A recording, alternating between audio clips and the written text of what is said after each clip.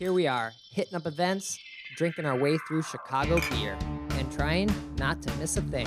Yeah, because, got a cork popped out, boom, it flies like fucking 10 feet. We're like, yeah, let's do it. All you have to do is add some fruit, stir it up, and ride that milk-shaped wave. Whenever I see him, I gotta take a photo with the most decorated brewer in Chicago, Jonathan Cutler. It'll be like the stuff you hear. You ever go to, every time you go to Floyd's, all the music sounds like this. Raw, raw, raw. Sometimes you want a small beer, but really, you want a big beer. You gotta take in all those big aromatic hops. Hey, what are you doing this weekend? Waiting in line for a bottle release? You should have never been a fad. The black IPA is delicious. Hey, and welcome to Chicago Beer Pass. I'm Brad Chmielewski, Brad, what's up, man? I'm Nik White.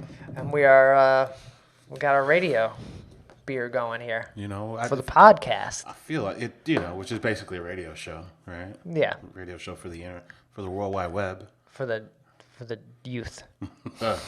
This is a golden lager for Chicago's very own WGN, brought to you by Metropolitan Brewing, man. Right, in collaboration with Seps and Chicago Museum. Yeah, so this is a good-looking can, Brad. Right, I love this color blue. Yeah. And so this is the WGN beer that was brewed last year for the 100th anniversary of WGN. And so I think it did so well. People loved it. I missed it last year. And then I saw it was out now. So I went over there and got it. It makes a lot of sense. WGN and Metropolitan are pretty much in the same neighborhood. They're both in Avondale. Mm-hmm. So, Western and Addison-ish. So, I didn't know that Sipes was involved. So this would be the third Sipes beer if we're keeping score. Guys, I think they're just involved. Right, they're on the can. See, look, their labels on Yeah, their names on the but can. I don't know the backstory of this. Are they just all just promoting it? Metro brews their beers, but they are also their own independent brewery too. Or Sipes contract brews at Metro. Metro, right? yeah. So So and this is a Metro beer in collaboration with these other two. So it's not a Sipes beer. Okay. It's a adjacent brand of it. I don't know, a beer that they love or something. It's a good looking can. It's a pretty good beer too. Yeah, a little 5% golden ale. Feels like a perfect summertime beer, just like patio drinking, watching baseball, hanging out in the park kind of thing. I wish Metro made the Brewers Triangle lager. The one that was the triangle is not Hopewell. The triangle is Maplewood, Ravinia, and Metropolitan. Okay. And they debuted a Brewers Triangle beer. It was a lager. It was not made by Maple. It was not made by Metropolitan. Metro. It was made by Maplewood. Okay. I wish Metro would have made it. Yeah. Right. So you weren't a fan of it. And I don't really like lagers in 16-ounce cans. Now, and I'll tell you something else I don't like. I like a 12-ounce lager. Okay. What happens when another brewery gets added to that triangle? Did they become the Brewer Square? Because someone's going to open up at some point in that area, right? If they do, I hope they take the place of that Al's beef. Al's beef kind of sucks over there. Not a big fan. Okay. But anyway, we got a bunch of things to talk about because we missed the previous week. We've been all over. Nick's been at multiple events. Last week, I forgot to talk about Oakenroy. How was Oakenroy, man? It was nice. Humboldt Park, Chicago. Hello. Right off the 606, almost towards the end of 606, where you could get to Pipeworks and Off Color if you could actually go to them. They would be right there. But Oakenroy, you're literally looking at the 606. This feels like a cool kid brewery. Yeah, they're way too cool for me up in the old Oakenroy. Yeah, and The fuck does Oakenroy mean?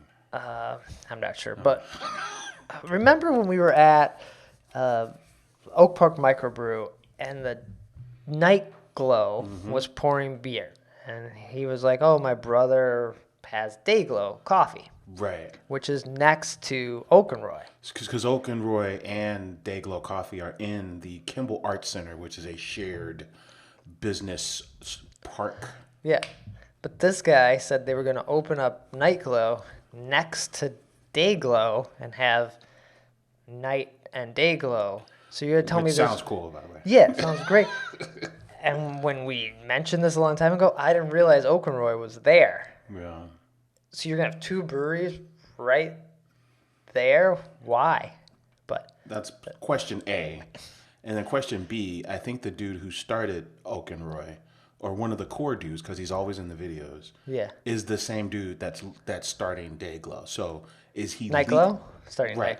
Night. Starting Nightglow. So is he leaving Oakenroy to start Nightglow, or are they sisters? Right. Or is Oakenroy becoming Nightglow? Or are you rebranding Oakenroy to be Nightglow? Okay. Doesn't seem like, I'm with you. Don't seem like it would have, that space isn't built to have two breweries. And then, well, let's not boo-hoo the fact that there might be two breweries in there, because that's what they do in places like Denver. Denver's got that, they got a spot kind of like where Metro is, where it's kind of like this, basically a niche District fucking Brew Yard mall. says 4. Exactly. So it's possible. It's right? possible. Yeah. But I didn't realize that that's where this was. Oakenroy, I went there on a Saturday afternoon. Empty. There's more people at Dayglow than there was at Oakenroy, which was odd to me. But went there. They have food. They have anchovy popcorn. And they have a bunch of other things. But anchovy popcorn was pretty tasty and like a very good beer drinking snack. Well, popcorn salty, so are anchovies, I guess. That could work, I guess. And they got the ordering down. You just order from the app Nice. with your phone, so you don't even have to talk to anybody really. It just shows up to your table. So they do have small plates. Yeah, Yeah. and lots of fun glasses, or at least the pictures that they post have fun glasses. We got a couple fun glasses, but non-branded glasses. So they have branded glasses, but we weren't getting them. And the space, lots of plants. It looks just if a Gen Zer opened a brewery. There's plants. It's like a fucking design studio. Yeah, It's wacky great. art on the wall. Yeah. Funky chairs. So many plants. This Just is so the- many plants. This is the oldest old man beer podcast right now, so you know. It was just like it felt like a brewery that You and your- doesn't exist in Chicago. It felt different, and Okay. that was very cool to see. Like, Yeah. you go to a brewery and they got, where Ravinia has this old giant bar. Yeah, it's like a Brunswick bar that they imported from Wisconsin or something. And that's sort of often the aesthetic of a lot of breweries, just like big, bar focus thing. And this was like, nah, our plants and like weird art are the focus. And Yeah. I don't know, we have beer and food. It's good. You want to hang out here? Yeah. Right. No, I like it. It's a modern space that happens to be a brewery, Mm-hmm. which, like you said, it's out of the norm Yeah. for what we see around here. Yeah. So it was a good spot, and knowing where it is now, I felt like I thought it was in the middle of Humboldt Park and hard to get to, but it's pretty easy to get to, and then you're not too far from Scofflaw and a bunch of those other places. Like, that's right around the corner. Yeah, that's right, because you're on North Ave and all that stuff's on Armitage, which is the next major street north. So, Yeah. And which you got Still Life then down the way. Yeah. So Yeah. Oakenroy. You've been there. I like a Oakenroy. It's different. Ingredients are different. I think I got a dark lager there, and the food was, a little too advanced for me. I didn't really order any food. I got but I think a French Pilsner. I think my dark lager, Pillowy. My dark lager came in a rocks glass. Okay. Shit like that. So Yeah. yeah. Non-beer glasses. Yeah. Which was fun. And you get samples. I did have their seltzer, which was Okay. but a couple other things. Yeah, but cool space. I think it definitely stands out and has been overlooked by me and probably a lot of people. Yeah, I mean, you get to a point where we dig them because they're different because we drink beer all the time.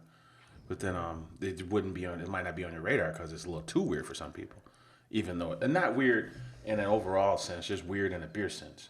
It's like it's not a traditional brewery. Yeah. So, but that's why I like it. Yeah, it was cool. So I'll probably make it back again this summer at some time because it's a good bike ride. Easy bike ride there. So check that out. That was a spot a couple weeks ago that I totally forgot to mention. So how about you? You've been out in the burbs. Yeah, man, rocking the suburbs. Shout out to Naperville, Illinois. Hello. You know, when you look on the map, Naperville's not parallel to downtown Chicago. Naperville's south of downtown. So I'm at the Sox game, right? And, I go get the free shirt. The Sox suck. I'm like, get the fuck out of here. What do I do? And I'm like, well, Naperville's southwest. So why don't I just go to Oath Day? Because I've never been to Oath Day. And I don't even know what the fuck Oath Day is. Okay. So I'm like, I'm going to Oath Day. So You have a just crazy proximity of like I'm going workforce and then art history. Off we And, go. Like you just off we go. This is happening. Yeah, so I get in line at Oath Day. Oath Day starts at noon. I'm there about noon, and there's a line. Okay. I'm talking like a good line. You already have a ticket? Well, that's the thing. You didn't need a ticket. Oh, you didn't need a ticket. You didn't need a ticket. So we're hanging out, and this guy behind us is like, yeah, in years past, our ticket was required. It was $45, and then you got a couple beers with the $45 ticket. This year, it was not that. It's just kind of a la carte. Okay. Yeah. Which is way better. I mean, I don't understand why you would need a ticket. Yeah, okay. Yeah. But, but the tap list, it's a tight tap list of like all their specialty stuff, like reserve stuff from them, and then all their core offerings. So it's pretty much just a Solid Malt exclusive tap list for Oath Day. Isn't that what the tap room is anyway? Yeah. Like you go to Salamos, you're just gonna get Salamos beers. It kind of barely qualifies as a beer festival, right? Right, exactly. They did have a guest. One was axe throwing.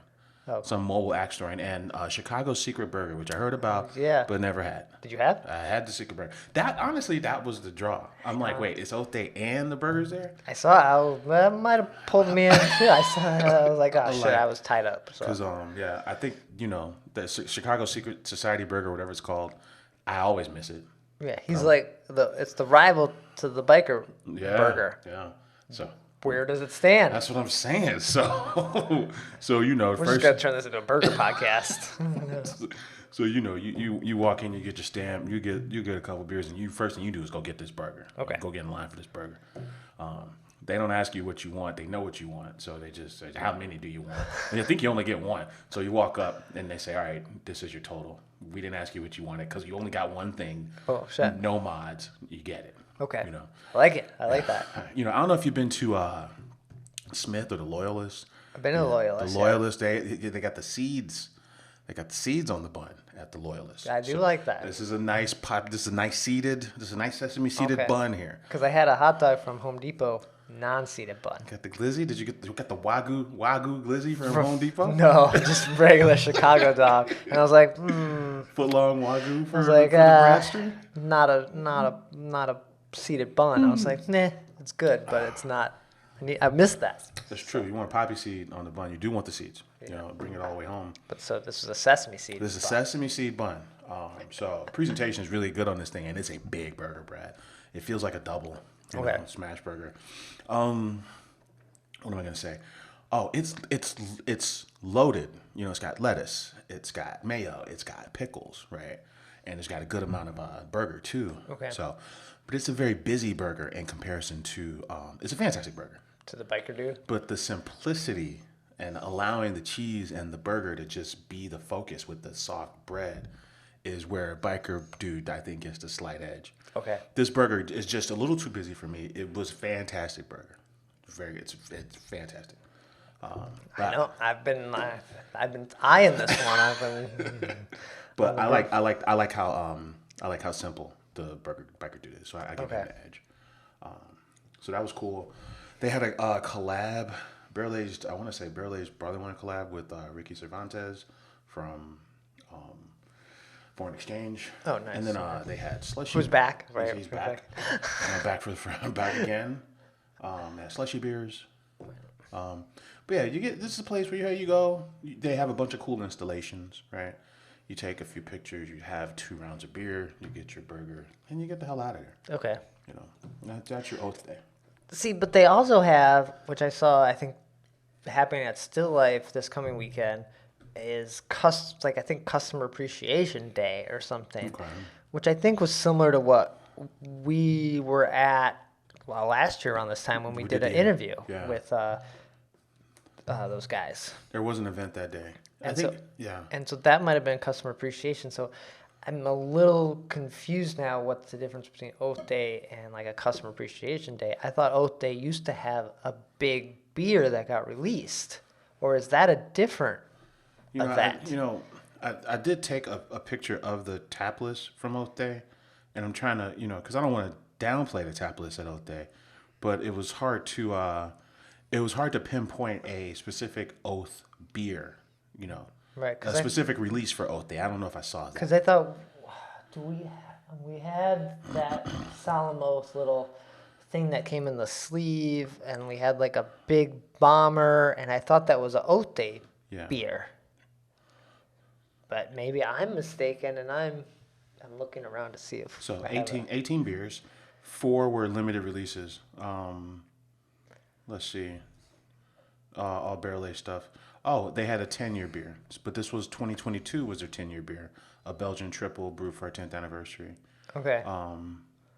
The Final Thunderbolt of the Old Order, the Barrel Aged Scroll and the Lamb, that was a foreign exchange collab, and then a barrel aged barley wine called the Heavyweight Tickle Fight Champion of the World. Okay. Pretty funny name. So those were the limited tappings. Maybe one of these was their Oath Day beer for this year. Or maybe that's unneeded at this point. Not that it's not great to celebrate these events with like a special release or something, but maybe like a big over-the-top barrel-aged beer that's bottled or canned isn't really worth it. Right. I mean, you can just sell Lou all day and, make people happy. Lou's a great beer. I like Snaggletooth Bandana. The slushies were made from a Hidden Hand Berliner Weiss smoothie. Oh, yeah. So they had the smoothie. It's called Semi-Radical. It's a smoothie Berliner Weiss with raspberry, strawberry, orange, and banana. And then the slushie was made from that beer. Okay. Yeah. You know what's crazy? I almost see Hidden Hand around town at restaurants more than I see Solemn Oath. Yeah, and I think that was part of their issue, right? Like these Hidden Hand styles are stuff they want to get to market faster, and they were having a conflict with their distro. So they said, we'll start another company and just distro it ourselves, which, got to respect that. But yeah, good hang. A lot of big, crazy, colorful artwork everywhere, which I really dug. And then, it's my first Oath Day, so it was cool. Nice. That's awesome. Customer Appreciation Day is coming up too, so I think anytime getting to either Solemn Oath location is always a good hang. Yeah, I like those guys. Yeah, man. Cheers to Hobbs. I saw him for a little bit. Cheers to John Barley. I saw him as well. So awesome. Got to say hi to those guys. Cool. And then you were out in the burbs this past Monday for some golfing, right? Illinois. Yeah, it's their fourth annual golf event.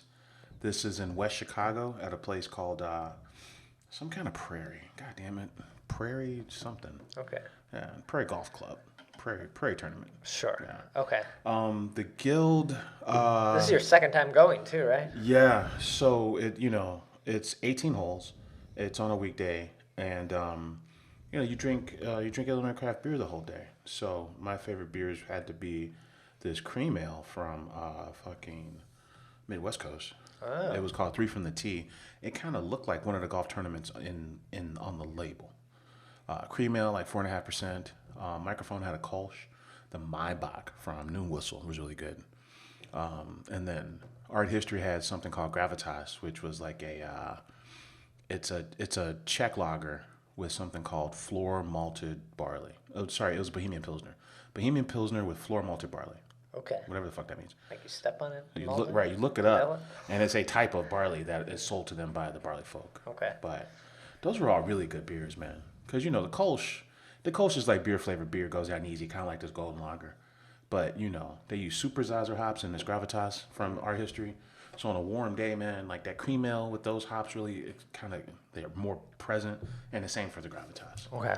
So 18 holes. At each hole, they have a bunch of sponsors. So you ride around in your golf cart and you say hi to the sponsors.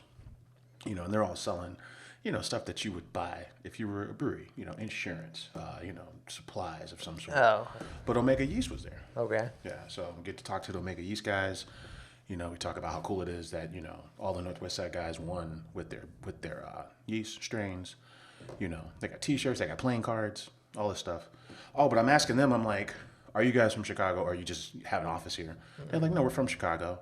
And I'm like, well, how do you quantify your reach in the market, right? Is it by, you know, you count how many customers you've sold to, or do you count how much yeast you're selling? Yeah. And that's when he goes into, you know, hey, if we were a brewer, based on the yeast we've sold, we'd be the fifth largest brewer in the state. Shit, okay. And 90% of all breweries use our stuff.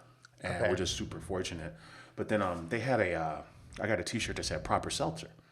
And I'm like, you guys making seltzer? Yeah. He's like, no, it's a yeast nutrient. Because when you make seltzer, it's you're converting just sugar with the yeast, and then you're making your seltzer. So there's no nutritional value. It's all dead. You know, it's all dead calories. Like there's nutritional value in malt. Yeah. So this nutrient is what they're selling for you to add to make a craft seltzer. So it's not just empty calories. So it's got some nutrients as if it were a beer. Okay. So, so that was cool. Do you think that's pretty awesome that they're like 95% of the beer made? 90% of all Illinois breweries. Is that good? Like, it's great for them. Yeah. Is that we're getting, that becomes like a thought process of like, does all the beer tasting the same? I don't know. They got on the playing cards at least. They have descriptions on all the cards, and they had like 36 different yeast strains on these cards. Right, there are a lot of different ones. So Yeah. So I mean, I don't know. and if someone's not taking care of it, then you know. Yeah. So I think it might be good in the sense that you can better understand how to get the most out of this yeast if the guys are just right down the fucking street. That's true. Yeah. Right. But yeah. But like what you're saying, you know, a lot of breweries have like a house yeast. Right. You know, Goose has a house yeast, you know, and that was their big talking point when they made a beer with microphone. It's like, hey, for this collab, we gave microphone our yeast strain. Most breweries have 1 or 2 yeast strains they like working with. So I understand the question, right? Yeah. So, but I'm not sure. You know? I would be interesting to know. I don't know, like if you could pick that off anytime going to a different brewery, be like, oh, I like these 5 breweries, but I don't like this one. Is it because of the yeast strain, or maybe it's like actual something else is going wrong? Yeah, they got I asked them. I know of Omega because they were right next to the old Lake Effect, yeah. right on Cicero and Montrose. That might be Lawrence, but I'm like, I can't name a bunch of other yeast companies. And there's White Labs, which I've heard of. Right. But then he named like 2 or 3 others. So there's not a ton of options. That's true. So maybe it's right. like not it doesn't matter because you only have like 3 choices anyway. So it's it. So No, you're but not. then but like most of what you taste in beer is the yeast. I've heard that. I've heard breweries say that before. The majority of what you taste is whatever yeast you're using. Okay.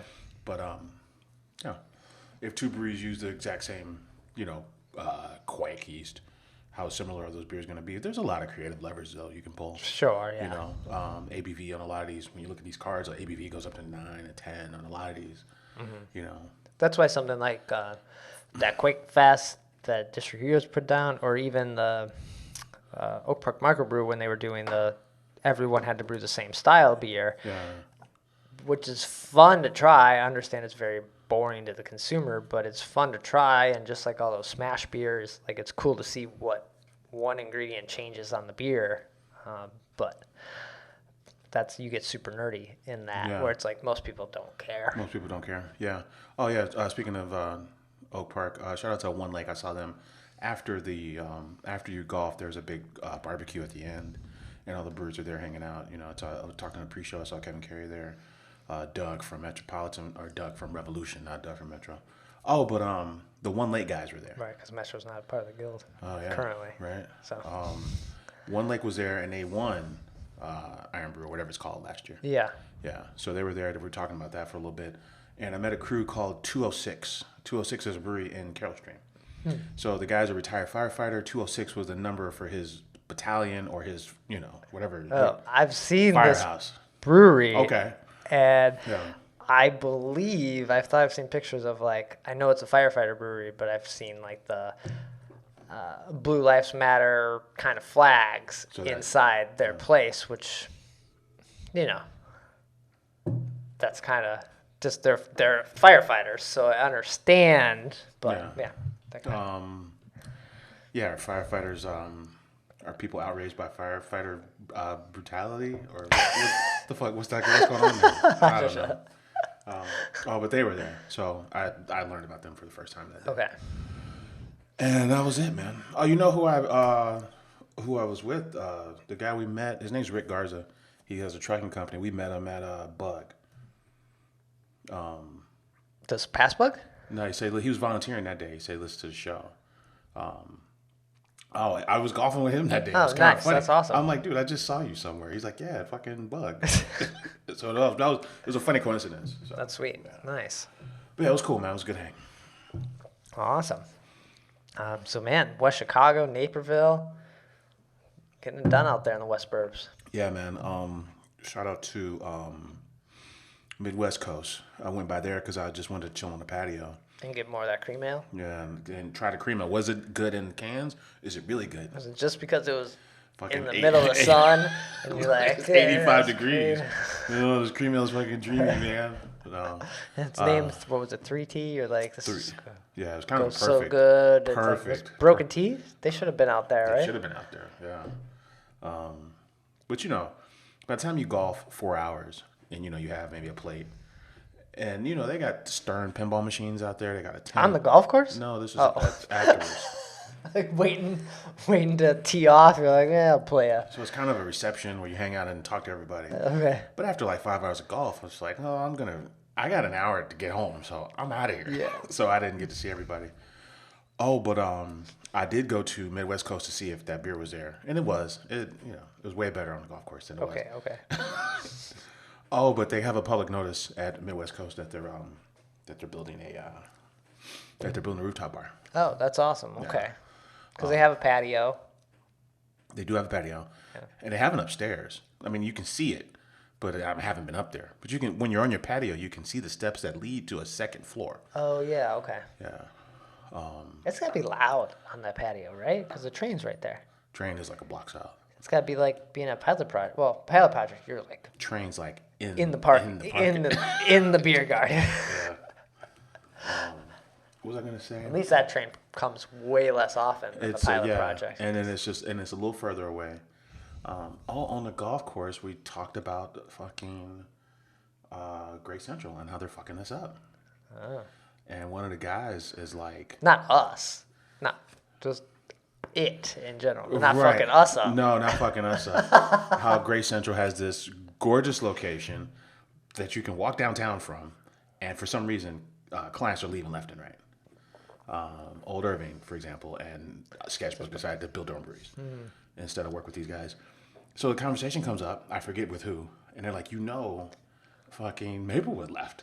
Maplewood left. Maplewood left. That means they're opening their own place, right? Maple was doing 20,000 barrels a year out of Great Central, and this is all drunk chatter on the golf course. They left and they're brewing at Octopi, and then they're brewing partially at a crew in Michigan. There's a contract brewery in Michigan, and Octopi's in Wisconsin was started by the old Fire Rabbit guy when Fire Rabbit split up. That place they do on time. So Great Central did so bad they're like, we're taking this out of state. Yeah, that was the talk. So that means Maplewood has to be like just trying to get this new brewery up and go running. You would think, right? So, Matt, You're wasting money.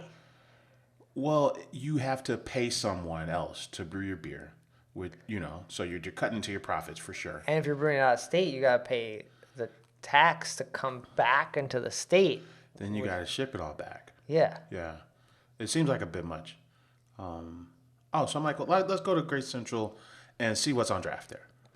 So I go to Great Central and they still have like 6 Maplewood beers on draft. Okay. So, but Great Central makes so much beer that if this happened, I imagine they still have months supply of Sure. Okay. Maplewood. But yeah, so they got 24 draft lines at Great Central. Of the 24, 1, 2, 3, 4, 5, 6, 7, 8, 9 of them are Maplewood drafts. Whoa, That's insane. okay. Right. That's gonna be huge. That's gonna be a huge blow Yeah. to Great Central. Yeah. Illuminator's brewing there. Well, Illuminate has stuff on. Cruz Blanca has a couple handles on.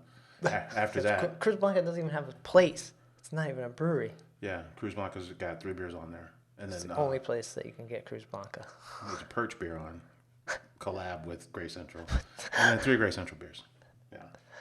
That is the craziest list And Beezer's on. of a bunch of breweries that don't exist or don't brew there. Not that like Illuminate doesn't exist, but Yeah. So that was interesting. Yeah. So, yeah. Folks are pulling out of Great Central. It sounds like if you base it on, I don't know how much beers anybody's making. I got an answer note about this beer thing too. I want to talk about. I don't know how much beer everybody's thing? making. Beer. I want to talk about beer in Chicago. How much is being made? oh, okay. Someone said that. You Right. This was at the Goose thing. Oh, okay, Fuck okay, no, okay. How much time? It's like, where are we going? I don't know. It's only a 5% beer. We're not let way me off. grab- let me brand. grab those. These are good. They're going down good. If you base it on how many draft lines, you'd have to assume that the top dog at Great Central was Maplewood. Right. I've been there 3-4 times. Maplewood always had the most drafts. Yeah. So if they're leaving, what in the fuck's going on And here? Beezer's leaving. Which, like, that's great for Beezer, but I don't really see Beezer around town, so I don't know No. where it's got to be in stores. But I think you gotta. I think they're positioning it to take over the city. But like, yeah, to your point, I think Della. Well, if they're building a brewery, it's gonna be anchored on Della and Beezer. You would think. right, because the hazy. Not that hazies have gone away; they've scaled back quite a bit. There's not as much For sure. haze out there as there was 2 years ago. For sure. Coming out of COVID, it was just like nonstop. Everything was hazy. Yeah. You got a chance to just be, without a doubt, Chicago's hazy. You're building a brewery, and you have a chance to do this. Yeah. And the city's there for the taking. These people will drink it. You put it over there on Michigan Avenue and on these fucking boats, people are gonna drink it. Right.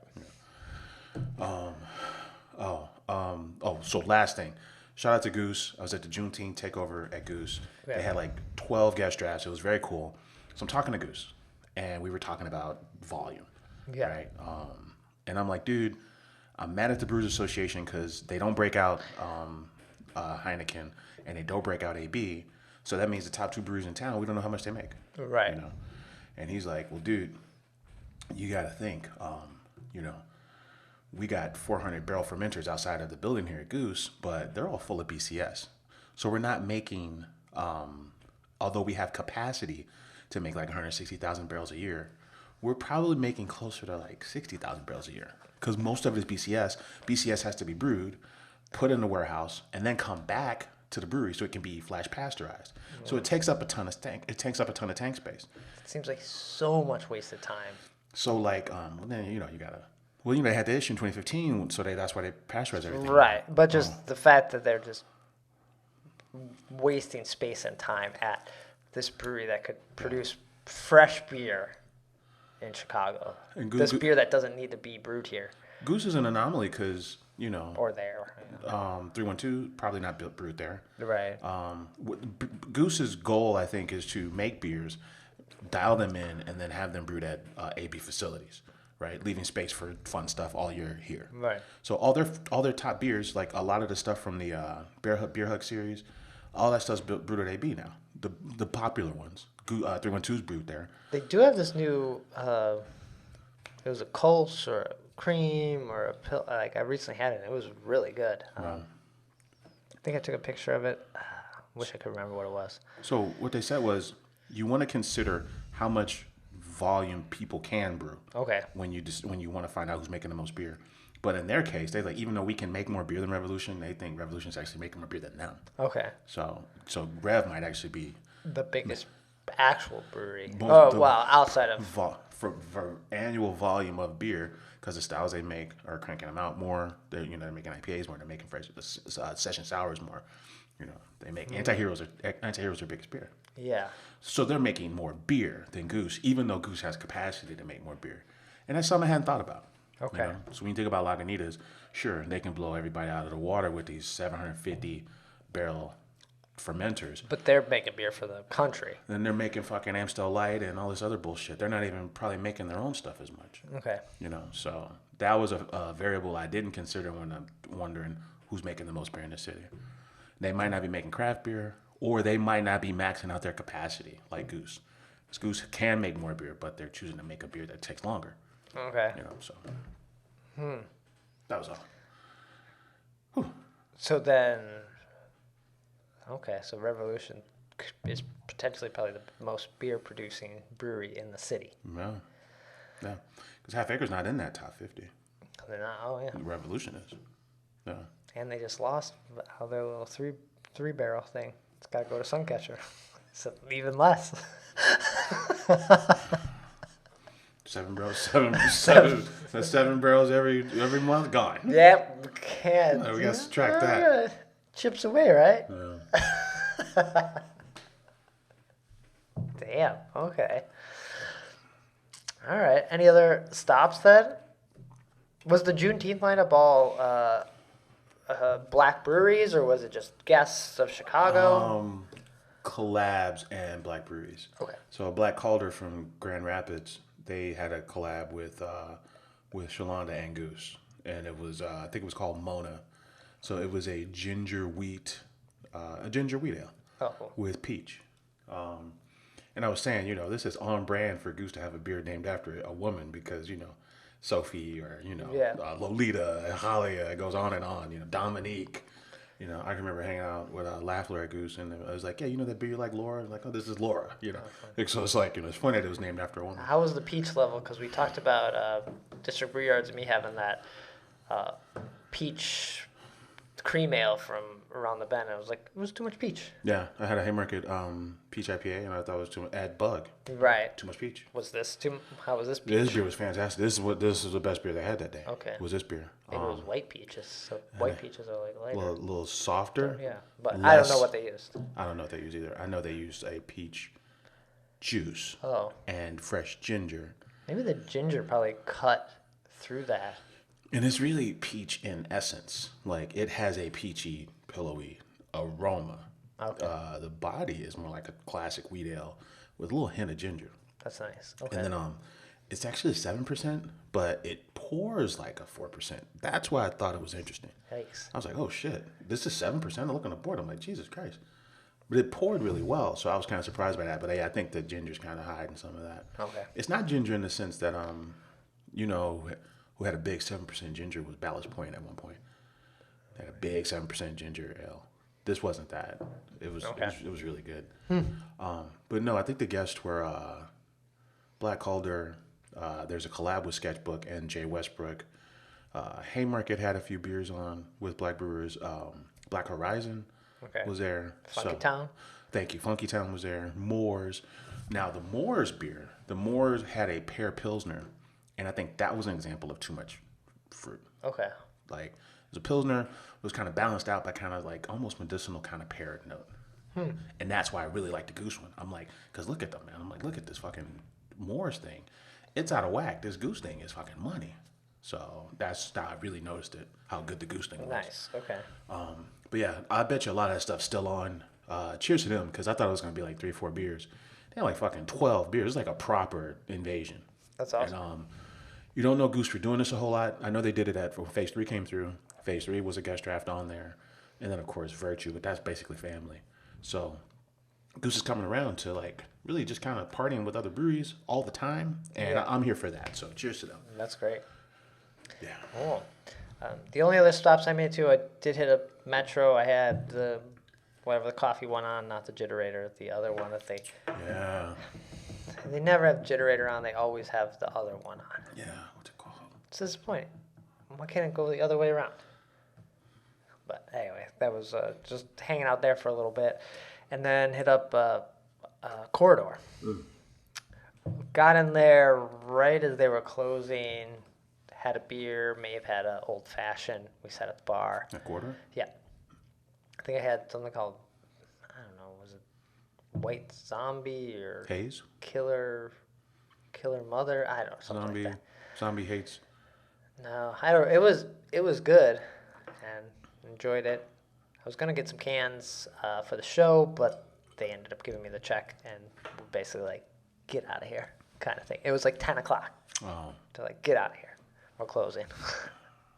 Everything closes early. yeah. But that was a good little pop in. I just hadn't been to any of the corridor dry hops in a while, so that was good. The one I'm most likely to go to is Corridor. I don't like Crushed by Giants because it feels like I still never been. Corridor. It doesn't feel enough like its own thing. I'd just rather be at Corridor. I'd have to be over downtown over there. Like, Yeah, just also. not gonna be there. Yeah, that's true too. I'm more likely to go out to Huntley at the Moor than I am to go to Crust by Giants at this point. It's funny. It's funny because it's true. Yeah.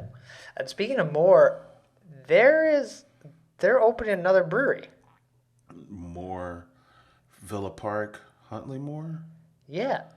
Where they open another There brewery was at? a thing. Oh, it was said on Instagram. It was supposed to be on Tuesday or be like big announcement coming, and there was you could probably pull up their Instagram This would right be, now.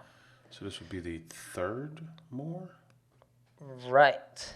And there was apparently like some sort of announcement coming from Moore about a new something exciting coming. So next I'll pull this up because I just remembered this. They posted like a picture of a picture. 6:30. Yeah, it looks like an empty space. Oh, okay. So yeah, there is a new spot opening. Oh, Bartlett, June 30th. Oh, Bartlett. June 30th so right- happened. Oh, June 30th is coming up. So right there by West Chicago, where you were.